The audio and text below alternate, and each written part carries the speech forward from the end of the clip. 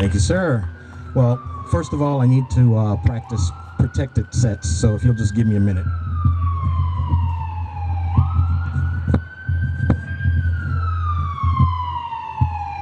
So, actually entering stage right is, no.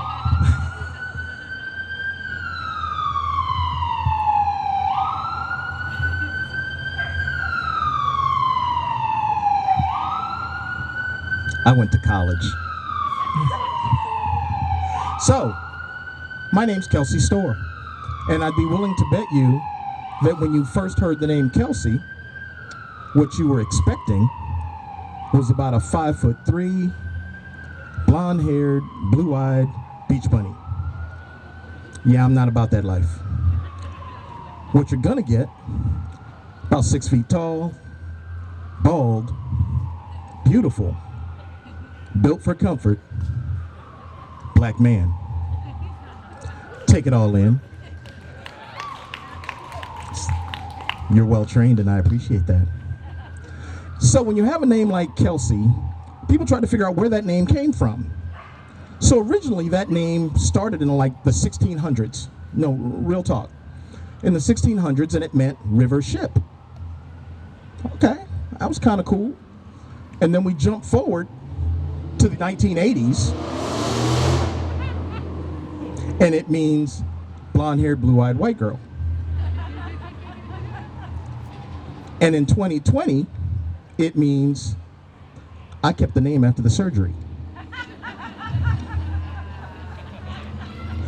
So you would think that it would be easy with a name like Kelsey, but my parents got into this whole big back and forth about it. And my dad just said, my son's gonna be named Kelsey, and that was it. My mother decided to hold on to that grudge for, let me count, I was about 34 years. And I say that because when my last son was born, my mother, who by the way is a serial matrimonialist, because between my two parents, my sister and myself, we are sporting 10 marriages. And that's just on a slow day. So when my wife and I announced to the world that we were having a child, and the fact that the child was a boy, I called my mother and I said, hey, boy number 3 is on the way. She said, what do you mean boy? I said, well, we're having a boy. My lips to God's ear. My mother hung up on me and didn't speak to me for 3 months because we were having a boy. Then I told her, we're gonna name him Andrew Jordan. She said, but I want him, his name should be Bradley. I said, who's Bradley? She said, it's a family name, it's very important. Family is always important. And I said, who's Bradley? And she said, well, that's your grandmother's father, and it's very important, and family is important. I said, Bradley, huh? She said, yeah. I said, family's important. She said, yeah. I said, then why is my name Kelsey? Again, she didn't talk to me for 3 months because I said that. So, my mother, and this is not bash your mother time, because I just changed jobs and I can't afford therapists right now, so you all are my therapy.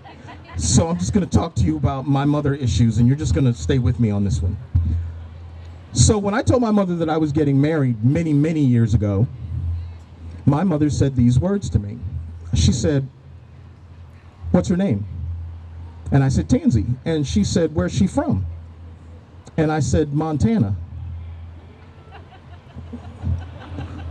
She said, what religion is she? I said, she's a Mormon. She said, son, there ain't no black people in Montana. I said, I know, because she's not. She hung up on me again. But when she finally came back online, she decides, give me her number. I'm going to talk to her. I was dumb. I gave her the number. She calls her. She offers my fiance $500 on a cruise not to marry me. I have never been so offended in my entire life. I had no idea my mother had $500 in her pocket burning a hole. I'd have done it for $250. And I could have saved the price of a divorce 10 years later. So all I can say to you now is that we are in very difficult times. We are in very evolving times. And I can tell you now that my children, my African children, that means I'm responsible for 1.5 black people, have suddenly become woke. And I'm happy for that. My youngest is, Dad, you got to come to the rally. You got to come to the protest. You got to get involved. Really? So BLM for you means Beige Lives Matter. Okay. So I decide I'm going to do it. So I go to a rally, and I'm going to tell you right now, it was a beautiful thing. There was all kinds of people there. It was like the Rainbow Coalition. It was like really, really beautiful. I'm not joking now. It was really, really a beautiful thing. Like I was there were Asian people, there were Hispanic people, the WWF was there. Oh, I'm sorry, woke white folks. Because there is nothing scarier than a soccer mommy from Springfield talking about some Black Lives Matter and mad. So I realized 3 miles into this march that I need to learn something, and that is to protest age appropriately. So as I'm sitting at my table, I'm wondering what's going on, because during the march, James Earl Jones' voice was in my head, and my blackness was strong. And the next morning, when everything in my body hurt, it sounded like Gilbert Gottfried. So I'm sitting at my kitchen table, and I'm trying to figure out how I'm going to get out of this. And the one thing I realize is this: age-appropriate protest at the ripe old age of 57 is to do this: write a check. Write a check in black ink. Write a check in black ink, march it to your mailbox with your right hand in the air singing Lift Every Voice and Sing. And with that, I bid you all an adieu. I am Kelsey Storr. Have a wonderful evening.